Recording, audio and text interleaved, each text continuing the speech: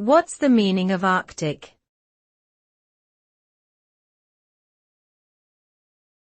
Arctic.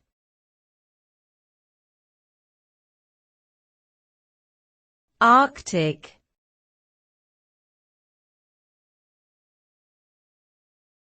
Arctic.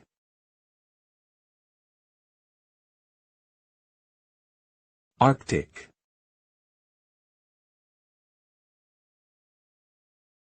Arctic refers to the region around the North Pole, encompassing parts of various countries including Canada, Greenland, Russia, the United States, Norway and Sweden.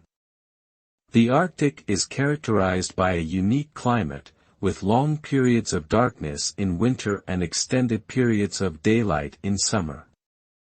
It is home to a range of wildlife including polar bears, Arctic foxes, and walruses.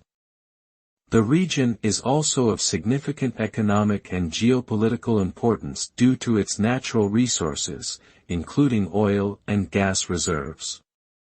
Climate change has had a profound impact on the Arctic, causing melting sea ice and altering ecosystems.